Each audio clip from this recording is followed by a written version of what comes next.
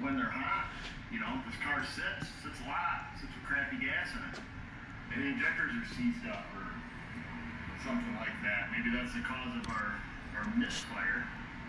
Our long-term fuel trim, our lock integrator was starting to fly.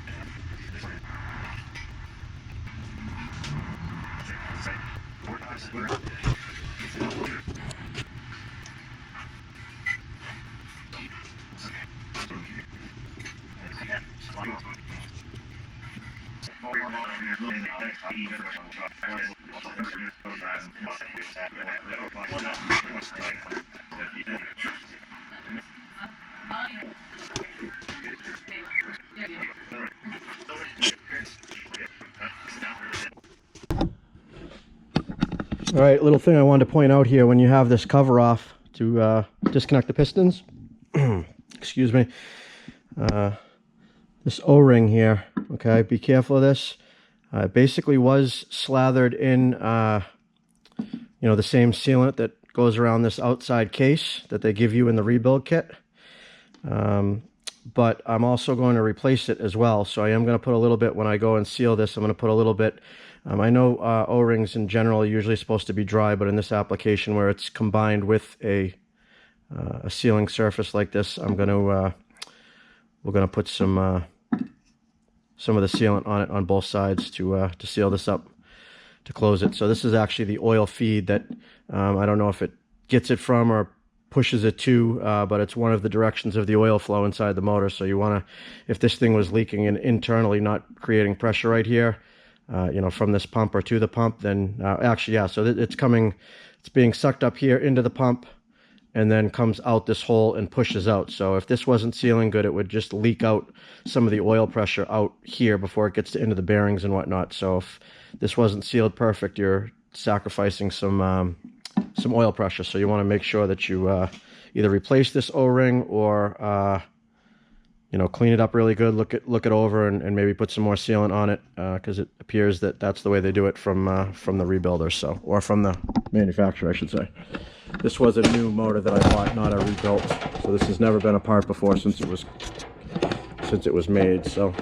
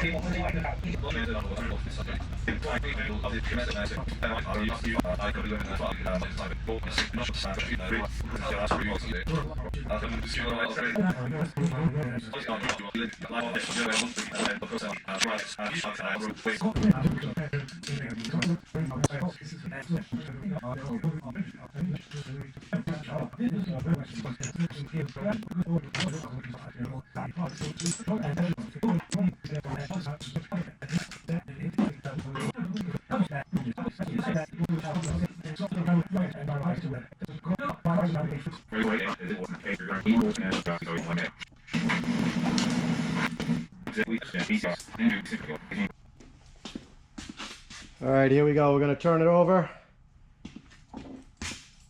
Build up a little oil pressure.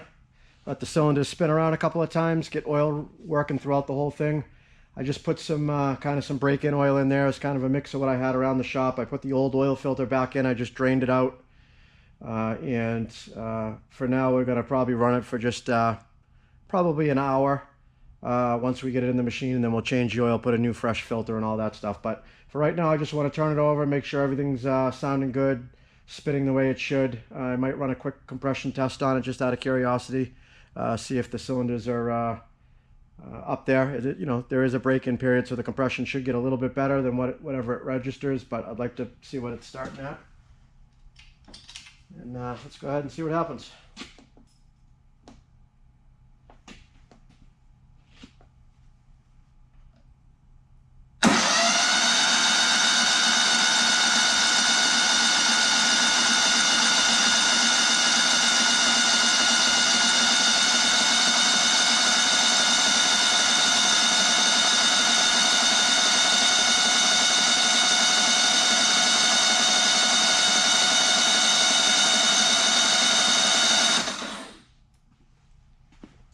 All right, sounding good. Give it a quick check on the oil.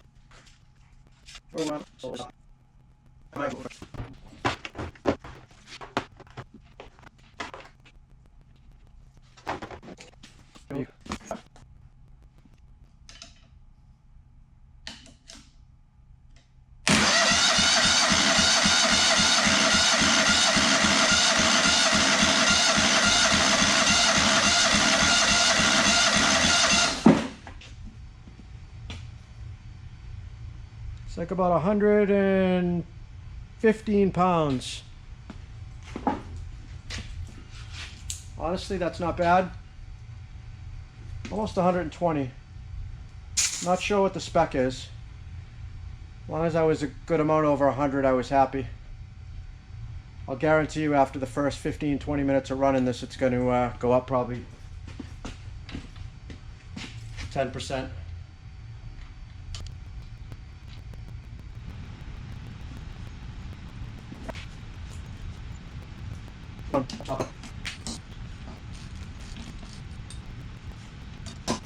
All right, let's see what we got on number 2. Keep in mind this battery's almost dead too, so if it spun over a little faster, it might be more.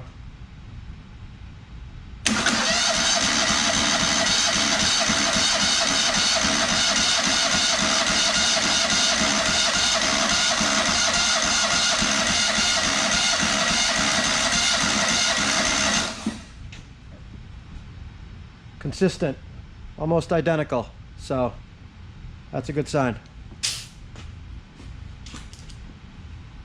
Happy with that.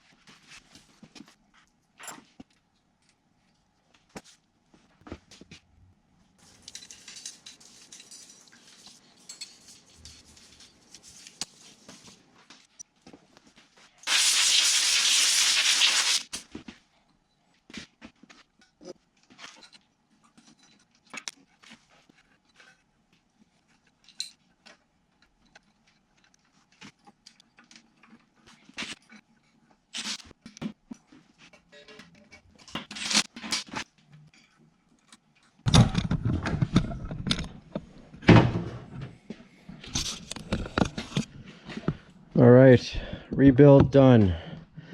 The only casualties is there's a little plastic clip that holds this rod in this hole right here.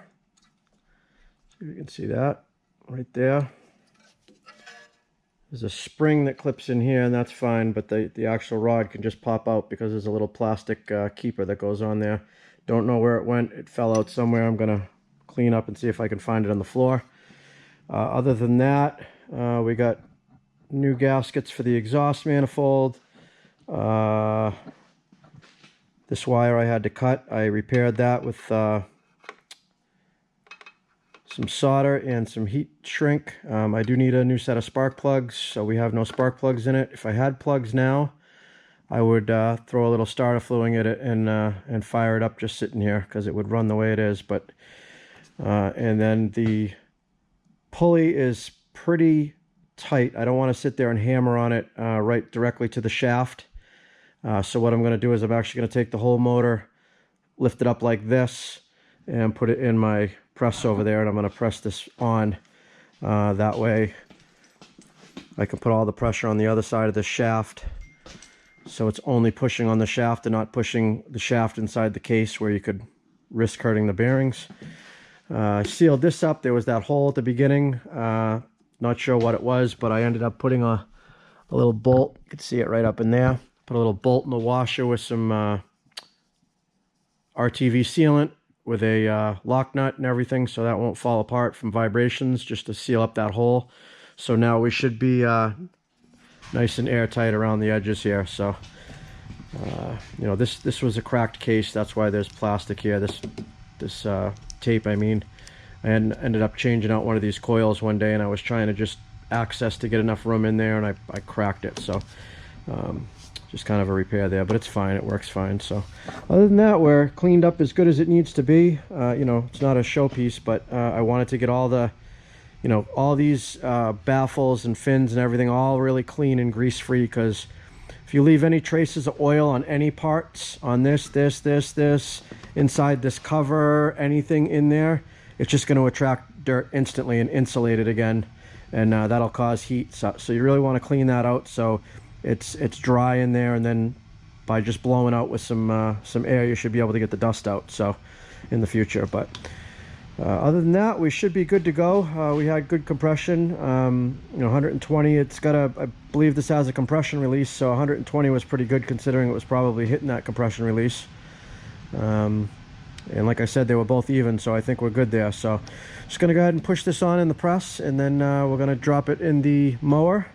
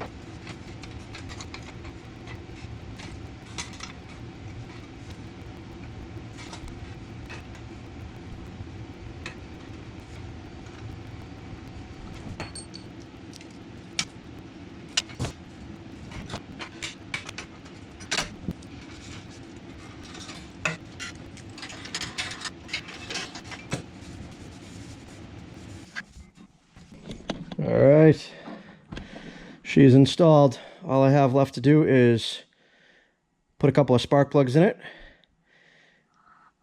connect the battery, and we fire it up. I also have a new air filter. It's time to change that. Both the inside and the outside filter I have new, so I'm going to change those out. Other than that, we got our belts on, everything hooked up, ready to go. So in the next clip, we're going to see how she runs. And hopefully doesn't smoke. Probably going to smoke for a little bit with all the oil inside the muffler, but hopefully it goes away. All right, here we go. First start.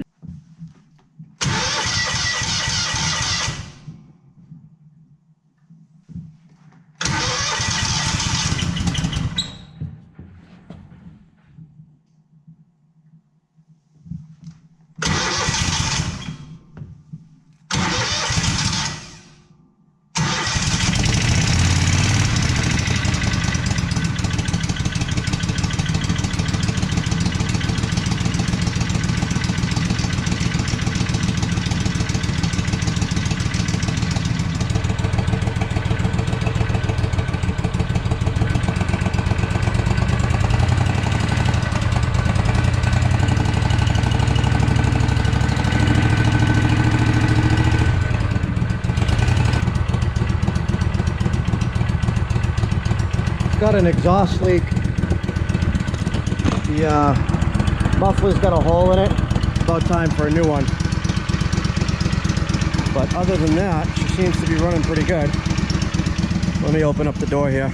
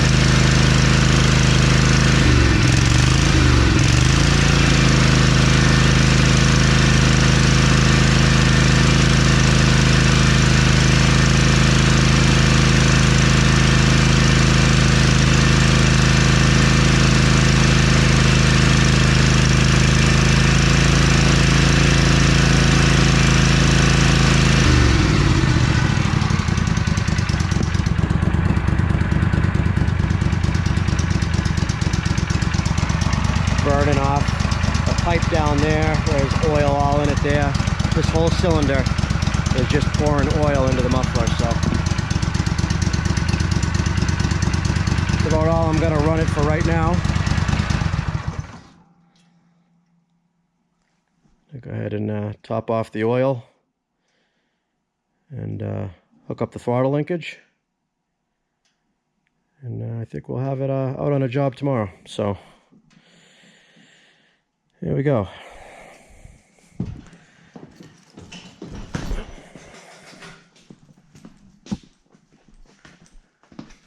I anticipate probably a good 20 minutes to a half an hour running it before that smoking stops, so we'll keep you updated and let you know if that did solve the problem. I'm obviously assuming it did, but who knows? All right, guys, thanks for watching.